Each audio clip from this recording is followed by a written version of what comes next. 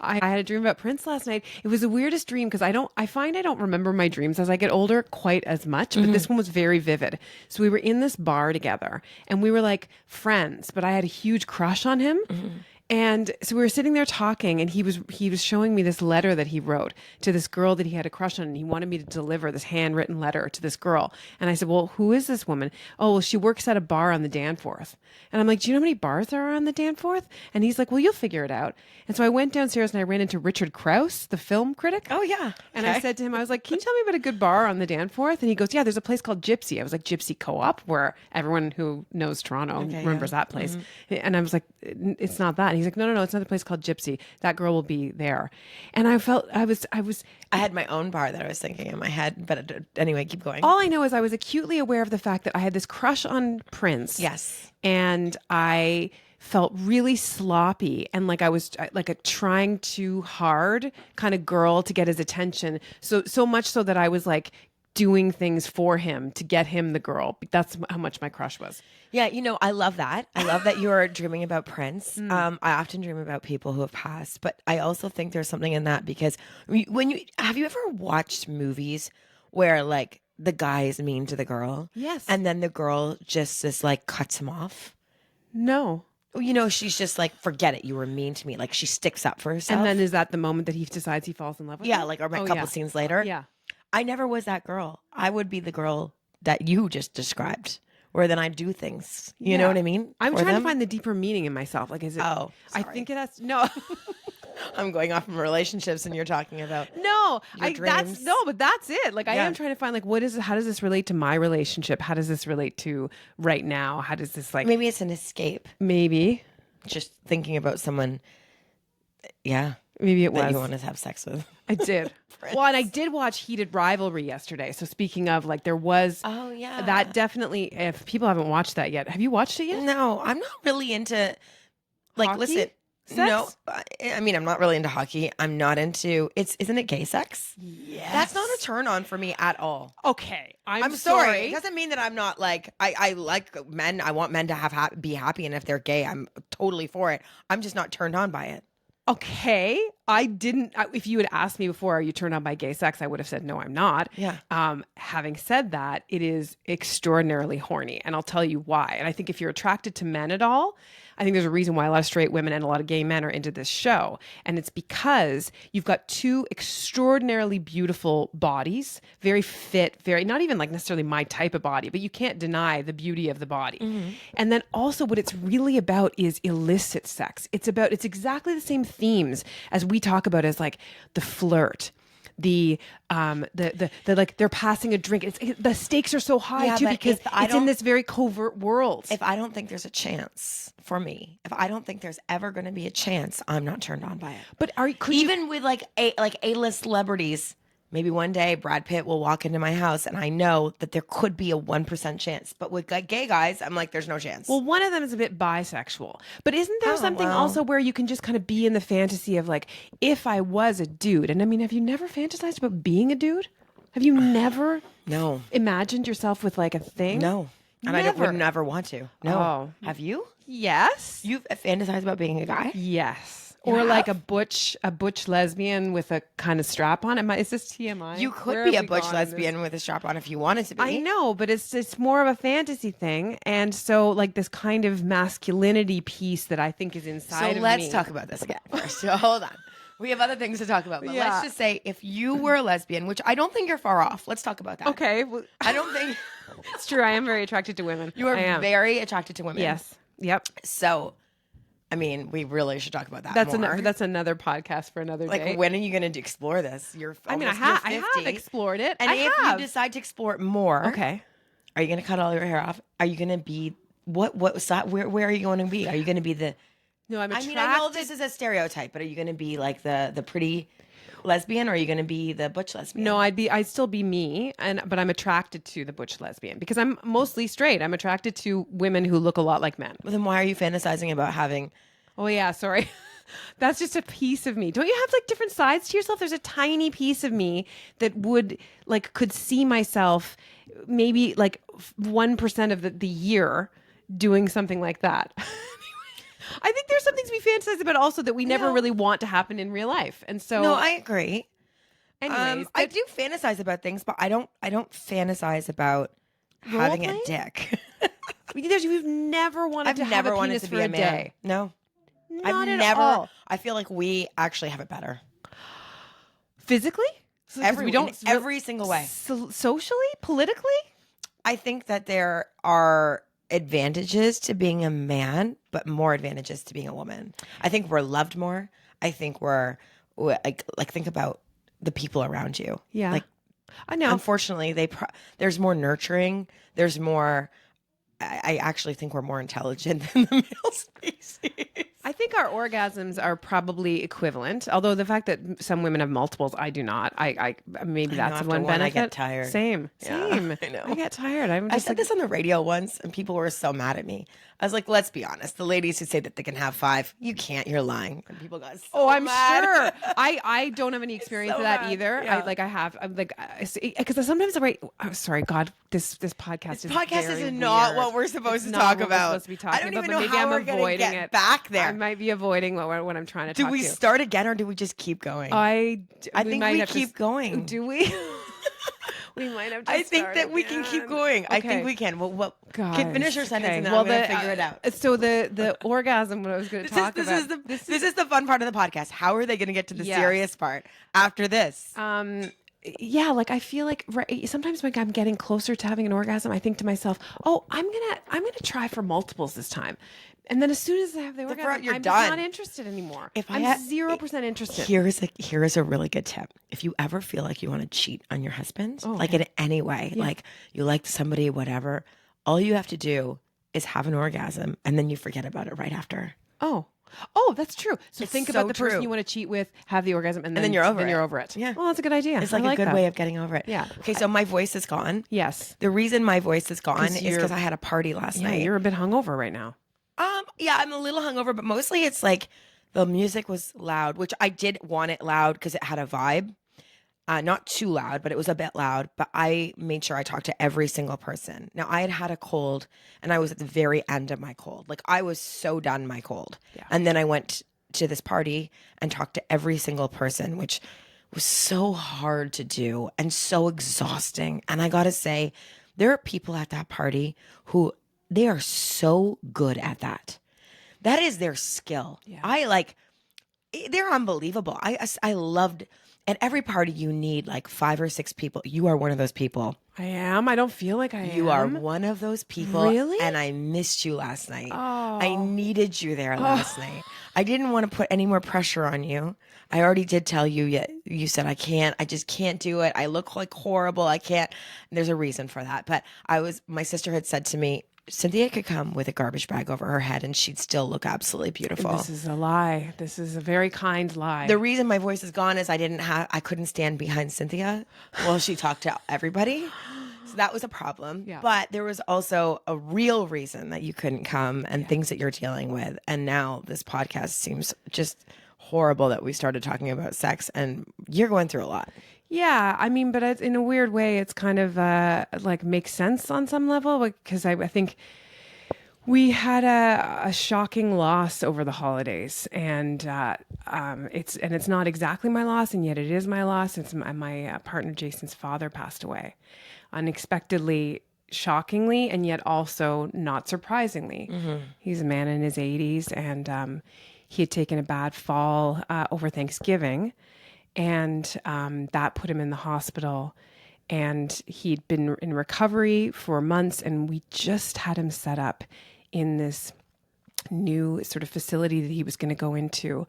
And I mean, this is the sort of tragic part. I mean, there's so many tragic parts of this story.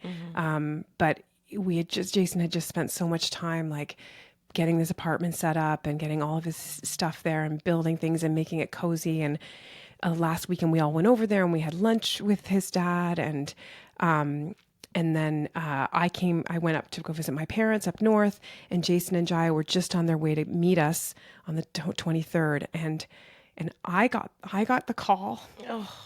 And so it was, I was there with my family and the phone rang, and there's this person on the phone talking quite quickly about asking me about his dad, and I was so confused because I'm getting the call, and it's amazing what the body goes through when you're in sort of shock mode. You just sort of pick out words. It was like I heard non-responsive. I heard did everything we could. I heard paramedics are here, and I was just sort of like processing in slow motion. And then the paramedics got on the phone, and you know, I'm still so confused about why I'm getting the call, and also acutely aware that when Jason and Jaya pull up, I'm going to be the one who's going to have to deliver this message. And indeed, that's what happened, is that they pulled in the driveway while I was still on the phone with the paramedics. And I ran out there, and I think Jason already had a call and knew something was up. I'm not sure why he missed it. And so, yeah, so Jason had to turn around. I mean, and then you're faced, like, as the spouse of a person who's just lost their father, I was faced with the decision of like wanting to be there with Jason, who was going to have to turn around, drive all the way back to Toronto and deal with everything. And also being there for Jaya, who's just lost his grandpa. And his Christmas Eve is the next Yeah, day. it's the next day. And so Jaya decided he wanted to stay with my family. And so I stayed with Jaya. But, like, grief is so, like, this was just the beginning, and it's stages of this. Like, this is a man who has been in my life for the last 25 years. I lived with him for a while when Jason and I first were like saving up for a home. We all lived together in this tiny little home. He was this beautiful man named Chin, who was born in Malaysia, and this artist who came over, like many immigrant stories, with like next to nothing in his pocket, and built this life for himself, and was a quirky man, and an opinionated man. And yeah, so just for me, it was processing all of this, and also having to split my heart into a million places, feeling so much for Jason and wanting to go and be there with him while he would have to go and do all the things that nobody talks about that involve death and dying. Like, I don't know if people know this. Like, you have to go to wherever they are, and it's about waiting for the coroner, which when it's around Christmas time, like, I mean, I don't know that things move faster on a regular day, but he had to wait for hours for the coroner, for the police. Now, I think the upside was he got to spend some really meaningful time with his dad. And yeah, so yeah, I mean, I think the reason why we thought it was good to talk about this is because what I'm finding out is that for some reason around this time of year, a lot of people lose family members. Yeah. And I get why then this time of year also ends up being so complicated for people. And the grief piece is, this is probably, I've lost my grandparents. I've lost people in, extended relatives, but this time was so complicated because I'm trying to hold space for being there for my partner and my child, and trying to navigate how is that? Yeah. Like, from what I know, every Friday night, Jaya spent his Friday night with him, his grandfather, right? Which was really beautiful that you had that ability for Jaya to go there and to like have such a great amount of time with him. Oh my God, they had such a special little relationship. I didn't have that with my grandfather, which, I think will be something that we impress upon Jaya as he gets older. But yeah, they had this Friday night like hang together where they watched stay up way too late and eat crappy food. Like till like when he was, I think Jaya was like 7, and the next day he'd be at my house, and you'd be like, he's just really tired. I feel like they went to bed at 1 a.m. Oh, they for sure did. They for sure did. And his grandpa taught him how to paint, right? So Chin, Jason's dad, had this methodology of painting. He taught at the Ontario College of Art and Design for years, his entire life, and his entire adult life. And that's how we met Jason's mom. And the two of them were artist students together. And so he had this methodology of like seeing the way that shadows kind of fall on an object as opposed to thinking like, oh, I'm painting an apple or I'm painting a naked body. He really wanted people to get out of their thinking brain and just use their seeing brain, which he perfected, and taught Jaya how to mix colors together. So Jaya has all these beautiful paintings that he's done, inspired by his his grandpa. And but it's been a long goodbye, right? His dad has been failing for a while. Yeah. So that makes it a bit easier on some levels, I think, than if it had happened right in the midst of their sleepovers. Like that had long gone away. Of course. He hadn't been sleeping over But for a also while. Jason's an only child, right? Yeah. So this all lies on you guys. That's right. Which is even more complicated and hard. And I mean, not to ask you about all those little questions, but like, what's the next week going to be like for you guys? Yeah, I mean, in a way, it's a gift because I'm off work and I can be there.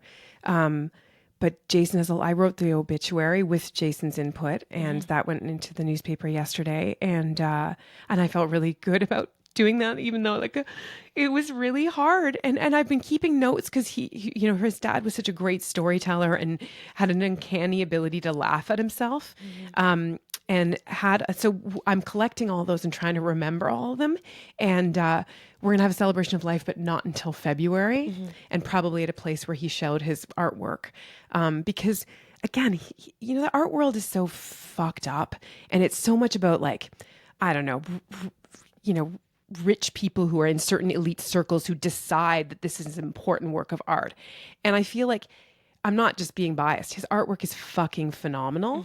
And I don't think he ever really got his due because he wasn't he's a man, he was an immigrant from, a different country, not with the elite whites, hate to say it. And also because he didn't play ball, he was a personality. He wasn't trying to suck up to anyone. And so what I do hope for is that, we can honor that in some ways. We've been also just going through old videos, and there have been times there've been a lot of group tears. There's been a lot of, we've been calling it the cuddle puddle in our house, where we all just okay, who needs a cuddle puddle right now? And so we all kind of climb on each other. You know what is nice too about Jason is that I think Jason and Joel, my husband too, they really do show their emotions. Yes. Right?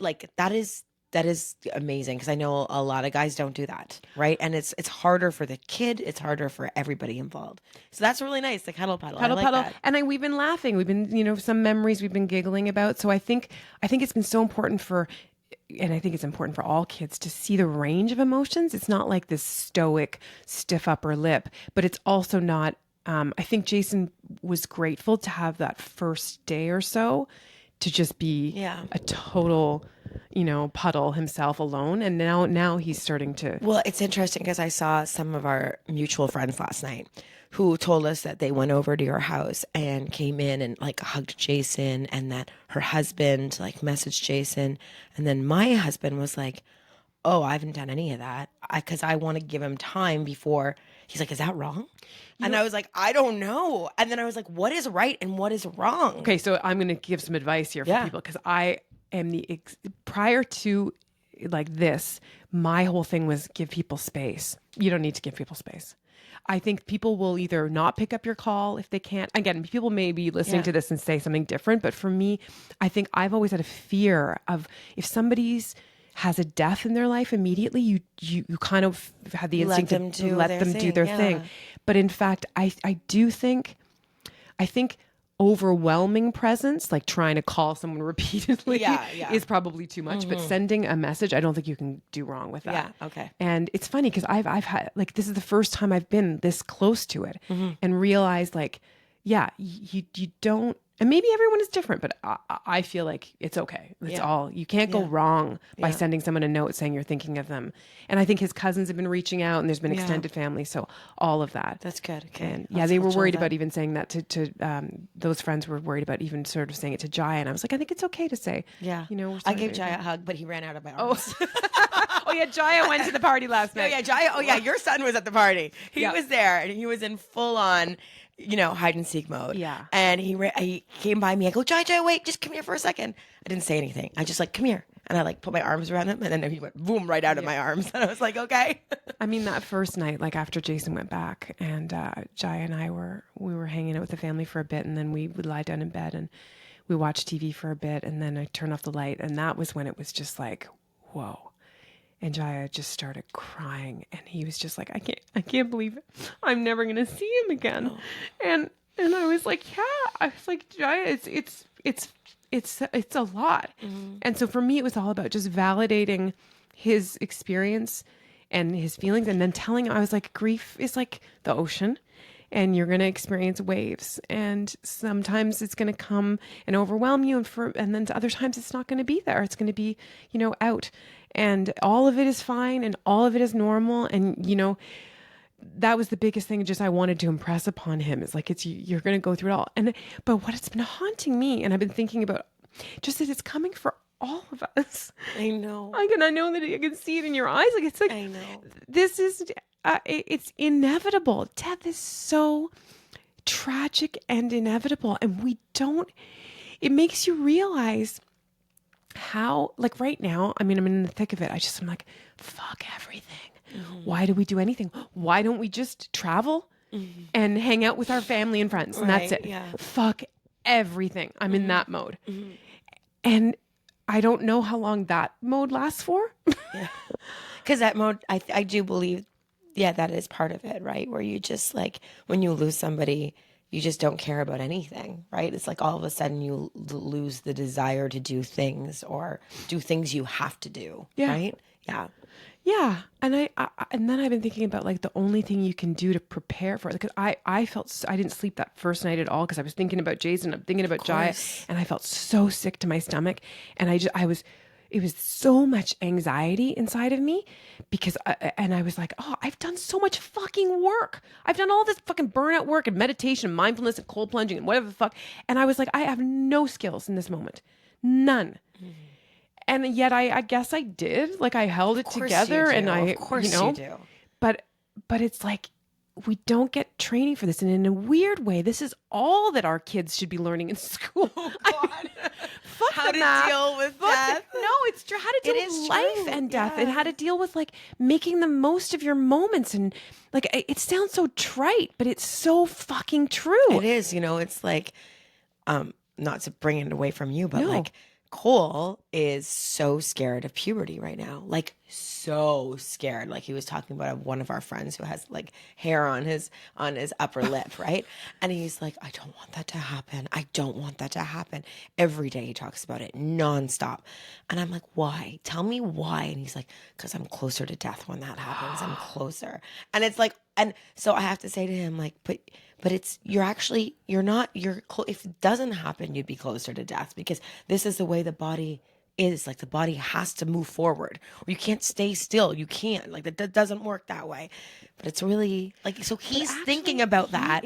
He's thinking about it more than I am. I'm like, whatever, you have to, you know what I mean? Like, but that's really fascinating because in a way, like he's already like, he's not taking the grieving for granted. Like he's recognizing, which I didn't as a kid at all. I was just like, whatever, wandering through life. So maybe this is all going to serve him well. He's actually appreciating and recognizing that each stage comes with a transition. I guess so. But I mean, like, how much do you want to live in that world? Right. How much do you want to live in the like dealing with grief world? Because that's like, I kind of want to live in the fun world. No, I agree. Not that I agree with you. This is going to come for all of us. And it's right now you're in the heart of it and it's horrible. But it's also like the best part about him, and the best part is that like he lived, and it's like, you got to just live, and you got to, I think my hardest part, what I really deal with is when I see,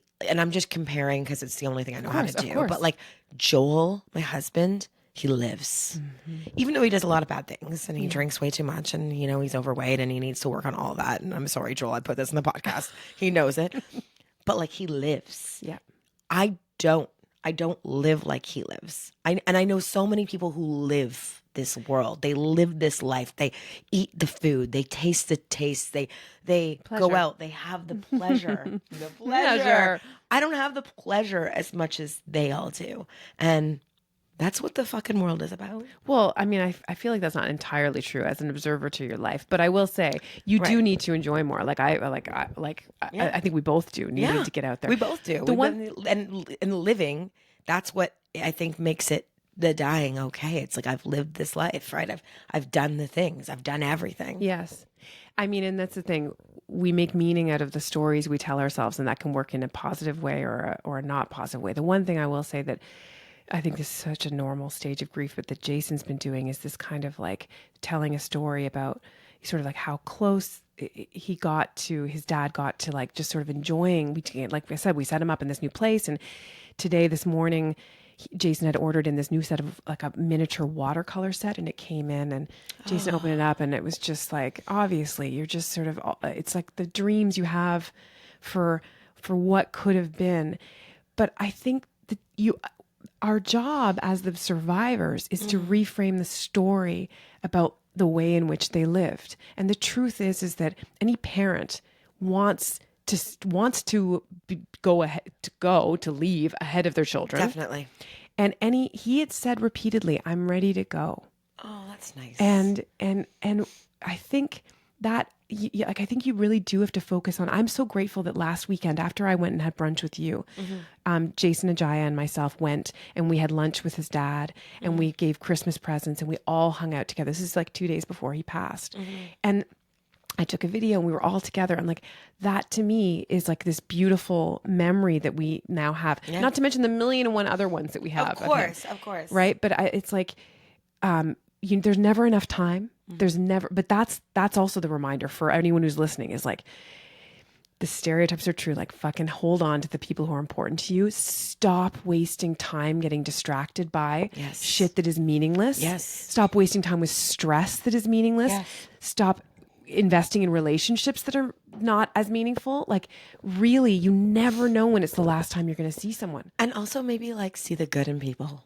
Fuck yeah. You know, like I looked at Joel last night at the party, and I was so in love with him. Oh, I was so, and that's when, and not that I don't love him all the time, but he's like, everyone loves talking to him. He's so social. He looked so good. He's like, and I just looked at him, and I don't often talk about him in a positive way. I really love that you're doing that. But that. like, I was like, last night, I was like, I fucking love him so much. I guess like, that's the thing. We need to start, even all the people that I bash sometimes, I want to start looking. I know exactly what we're talking about here. Yes. Stop doing it. It's true. I'm going to catch you, and then you're going to catch me, and we're going to be like that. And I know sometimes it's fun, but like, wouldn't it be great if we could just like look at the good in every single person? Well, and also recognize that pretty much every encounter, especially for the people who are important to us, it might be the last time you see them. So how do you want that experience to go? What do you want to be the last impression that you have? And do you want to waste time? Yeah. Like, is that fulfilling to be like shitting on people who, whatever, you know, Ooh, yeah. Maybe once in a blue moon. Maybe once in a while, because it's kind of fun sometimes, but not all the time. You know, this makes me think of like my relationship with my sister. And I have a really good relationship with my sister, but I think that it could have gone sideways so many times, because we are both very intense people. I think her more so than me. Yeah. Very intense. And that's why I love her, but she's a lot. And but I have a really good relationship with her. And I think the reason is because my mom said to us, "You're only ever allowed to fight for 24 hours. At the 24-hour mark, you have to stop the fight, no matter what. And whoever doesn't stop the fight, they're the one in the wrong. Like, you have to stop the fight." So, like, even over the holidays, we got in a blowout fight. You did? Yes. About what? My Joel had bought a karaoke machine for the kids. Okay. Everyone was singing. It was actually really cute. Yeah. It was like Christmas Eve. All of us were singing. And then I said something like, "What an amazing night this was, Joel. That was so nice of you to get this."